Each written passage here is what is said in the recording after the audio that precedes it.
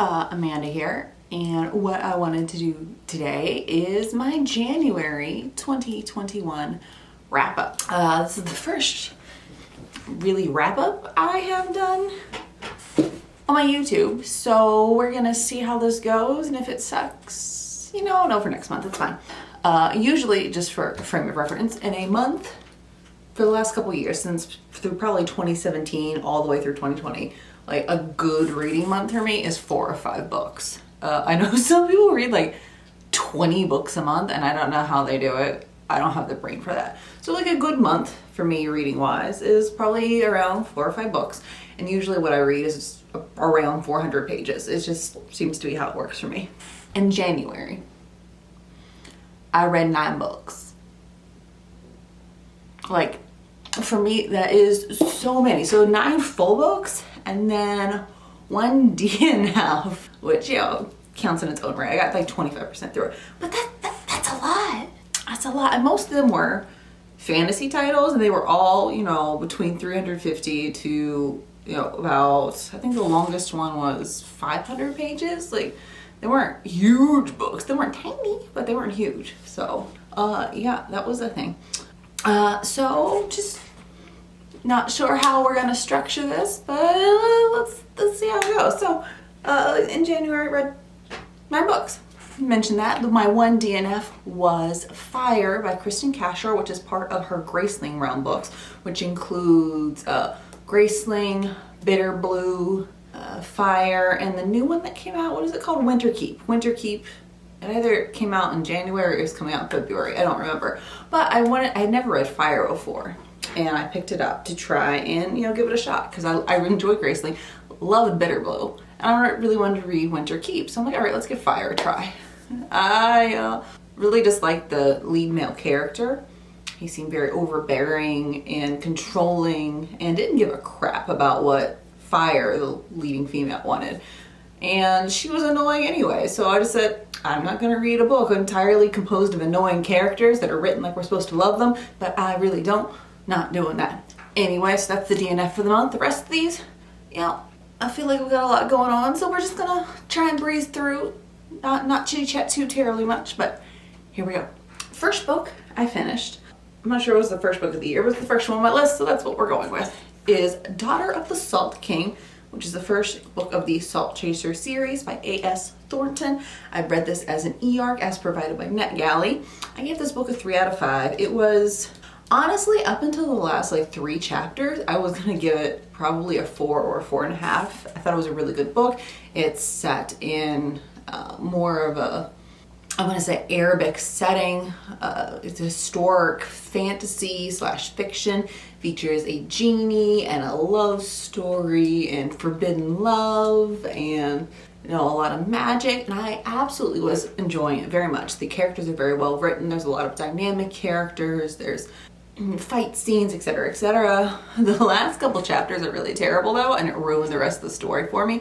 So while I was going to give it a 4 out of 5, I ended up giving it a 3 out of 5. I do think it's still worth checking out if you're interested in that kind of thing. It's a good story. It's an adult fantasy. It's really interesting. Second book I read this month was part of my, one of the things I'm trying to do this year is read all of my backlist Outcrate books, because I have a lot. Oops. I'm trying to read my backlist Outcrate books. So I'm trying to do 2 a month so far. This is February when I'm recording this. I haven't done any yet in February, and I'm behind on my wrap up here. So yeah, it's a thing. It's fine. For part of my backlist Outcrate reading, I read Among the Beasts and Briars by Ashley Poston. You know, it would have been a good idea if I grabbed these books so I could show you the ones that I have instead of doing it this way. So we're gonna do that real quick.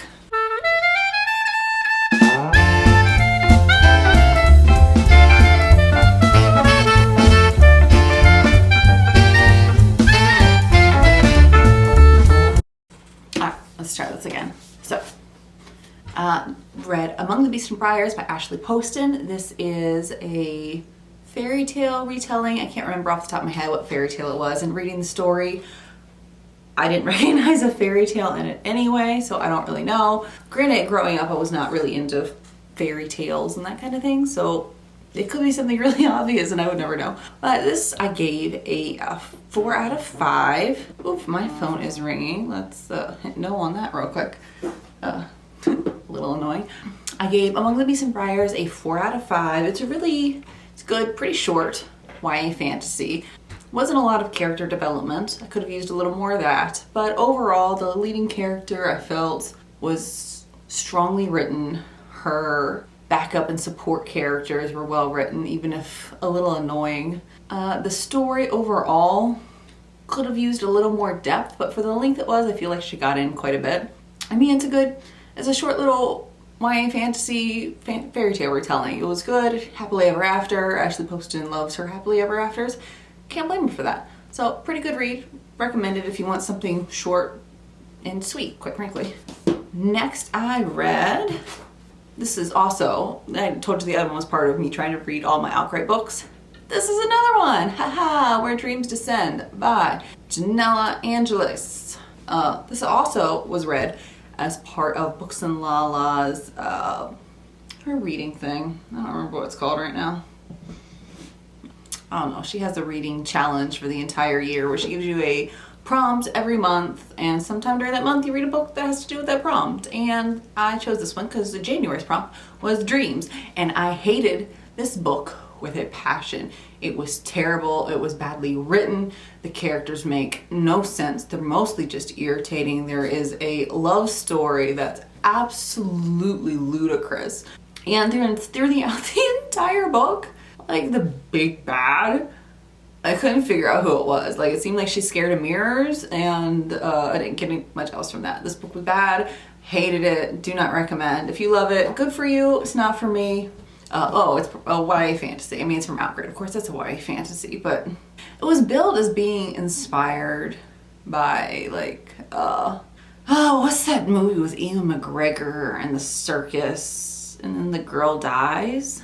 Moulin Rouge. So it's inspired by Moulin Rouge and magic, and it's bad. It's just bad. I didn't like it. Never gonna read any more in this series. So book 3 I read, or book 4 at this point, was where is it here?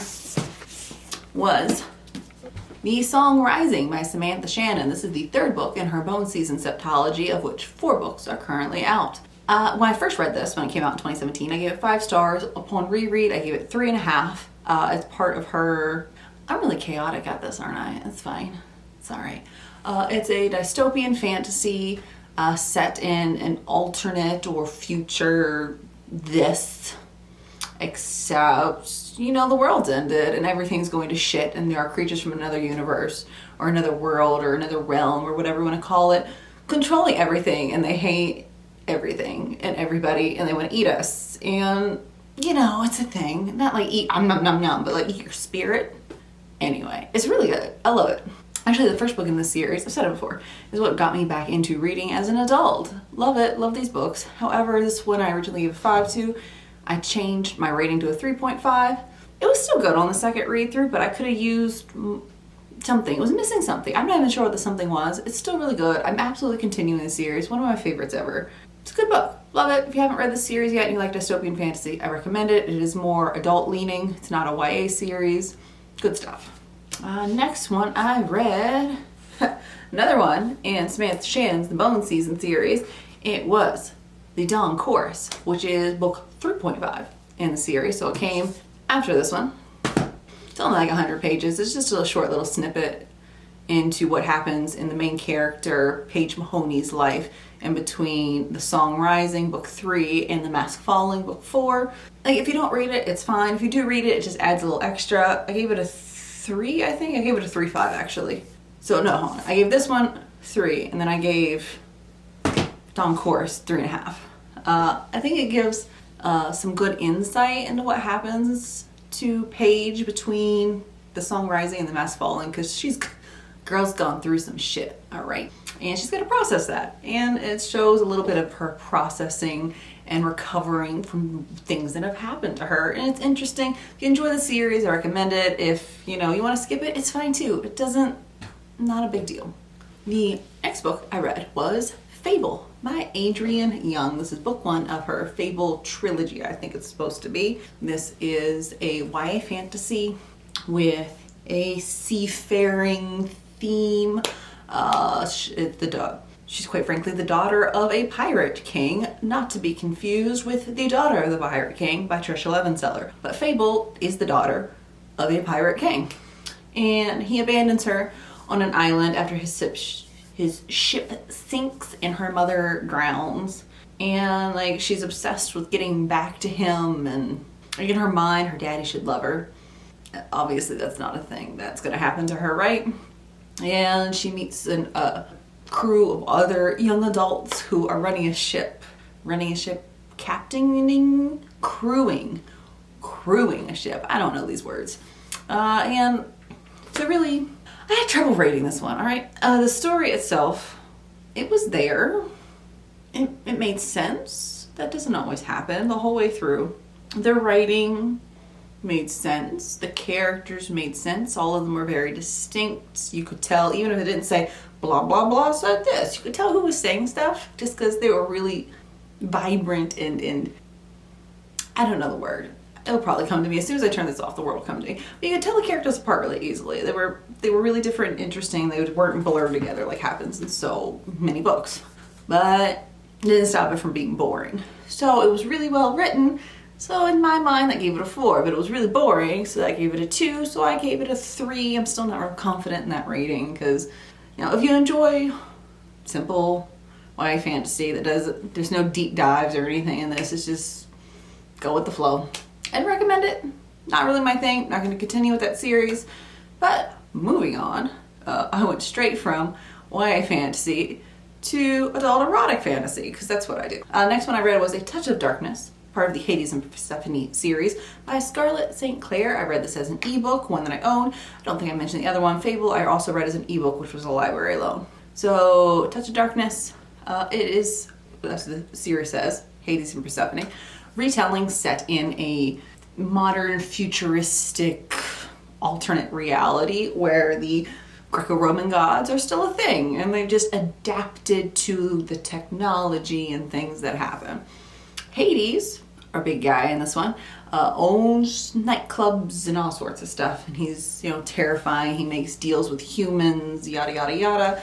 Persephone is a goddess, obviously, that nobody knows about. Like her mother, Demeter. We're going with Demeter. Doesn't want people to know that she exists, so she hides Persephone. And so Persephone doesn't think she has any power, so she just lives among humans and she's going to college and she works for a newspaper. The newspaper directs her to do a story on Hades, and things ensue and she ends up in the underworld and all sorts of stuff. And if you enjoy that kind of thing, I recommend it. It's good. Actually, that's the next 2 books I read this month was A Touch of Darkness, A Touch of Ruin, book 2 in Hades and Persephone, and then A Game of Fate, which is the Hades saga, which interestingly, Scarlett St. Clair, obviously writing Hades and Persephone. Then she was writing also the Hades saga, because Hades and Persephone is written from Persephone's perspective. The Hades saga is the same story, except written from Hades' perspective. So where you're hanging out with Persephone and getting annoyed that she's a whiny little teenage or young adult girl making bad decisions and hanging out with bad people. And then you get the same story from Hades' perspective, where he's off doing God of the Dead things. And it's actually really interesting and I really enjoyed it. Read it really quickly. I pulled out another book that I thought I read this month, and I was wrong. I just pulled out this one and I don't know why, because I read that in February, not in January. But hey, looking forward to telling you about this next month. So yeah, those are the books that I read in January. I also, for purchases, just because I put it in my blog post, I'm going to talk to you about it here too, because that's what I'm going to do. I also got a pre-order of We Free the Stars by Hafsa Faisal, The Mass Falling, which I just showed you. Ta-da, there it is. By Samantha Shannon, which is book 4 in that series. A Vow So Bold and Deadly, which is Bridget Kimmerer's 3rd book in her Curse Breakers trilogy. The Dawn Chorus, which we talked about. I also, this month, gonna grab it. Also, to add to my ever-growing list of Al Craig books I haven't read yet, we got Lore by Alexander Bracken. This is supposedly a retelling of Medusa myth, I would guess, from the snakies on her head. Look, I really haven't looked into this book a whole lot. I like Greco-Roman themed things. Greco-Roman themed fantasy, I'm in. I don't really care what it's about. I'm gonna read it, and it's got a cool cover. So yeah, that's a thing. I also got 2 arcs this month, which I'm pretty excited about. One of them is Malice by Heather Walter. And this one is it's a retell. For someone who says they hate retellings, I've been reading a lot of them lately. It's a retelling of Maleficent as she is as a young woman growing into her powers and her abilities. I'm about, give or take, around 45% through. I'm really enjoying it so far. Like, if I had to throw a rating on it right now and move along, I'd give it a 4. It's interesting. There's a lot of magic. There's the magic system, I feel, is well explained, and they continue to build on the magic system, so I'm really interested in that. The other arc that I got this month was In the Ravenous Dark by A.M. Strickland. I'm pretty sure Malice comes out in April, and then Ravenous Dark comes out in May, so I got that as well. Don't remember what it's about off the top of my head, but I'm really excited about it. I'll tell you about it next time. But yeah, so read 9 books, DNF'd 1. Got a lot of books in the mail, a lot more than I told you here because my list is rather long and that would have taken forever, and we're not playing that game. You read anything good this month? Did you read any of these? Are you obsessed with the series the way I am? Because this is the only series I'm really obsessed with, let's be honest. Hope you're all having a great day. You want to talk to me about anything? You know where to go. And subscribe if you feel like it. That'd be pretty cool. See you next time.